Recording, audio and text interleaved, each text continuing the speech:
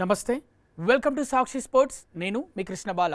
జింబాబ్వేతో జరిగిన 3 మ్యాచ్ల టీ20 సిరీస్ను టీమిండియా 3-0తో క్లీన్ స్వీప్ చేసింది. ఆదివారం జరిగిన మూడో టీ20లో భారత్ 35 పరుగుల తేడాతో విజయం సాధించింది. ఓపెనర్ వైభవ్ సూర్యవంశీ 49 బంతుల్లో 81 పరుగుల మెరుపు ఇన్నింగ్స్ ఆడి జట్టు విజయంలో కీలక పాత్ర పోషించాడు.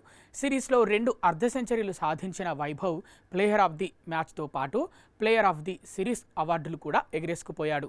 ఈ నేపథ్యంలోనే జింబాబ్వే టూర్కు గంభీర్ స్థానంలో కోచ్గా వ్యవహరించిన వివిఎస్ లక్ష్మణ్ వైభవ్ సూర్యవంశీపై ప్రశంసలు కురిపించాడు. 15 ఏళ్ల వయసులోనే అద్భుతాలు చేస్తున్న వైభవ్కు ఎంతో భవిష్యత్తు ఉందని అన్నాడు. చిన్న వయసులో అసాధారణ ప్రదర్శనతో ఆకట్టుకుంటున్న వైభవ్ ఫిట్నెస్ విషయంలో మాత్రం మరింత కష్టపడాలని యాజమాన్యం కోరుకుంటుందని లక్ష్మణ్ చెప్పాడు.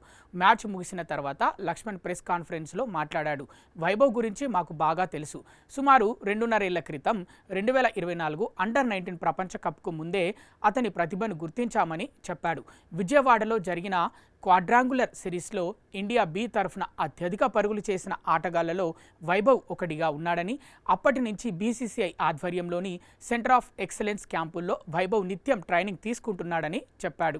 అంతేకాదు, అండర్-19 ప్రపంచ కప్లోనూ వైభవ్ సూర్యవంశీ టాప్ స్కోరర్గాను నిలిచాడు. వైభవ్లో వచ్చిన పరిణితి, అవగాహన అసాధారణంగా పెరిగాయి. అందుకే కఠిన పరిస్థితుల్ని సైతం తట్టుకొని ఒత్తిడిలో మేటి ఆటగాళ్లపై రాణించగలుగుతున్నాడని, అయితే అతను మెరుగుపరుచుకోవాల్సిన ముఖ్యమైన అంశం అతని ఫిట్నెస్ అని స్పష్టం చేశాడు. వైభవ్ వయసు కేవలం 15 ఏళ్లేనని మనం గుర్తుంచుకోవాలని, ఆఖరి మ్యాచ్లో ఫీల్డింగ్ చేస్తూ గాయపడినా మైదానంలోనే ఉండాలని అతను కోరుకున్నాడని చెప్పాడు.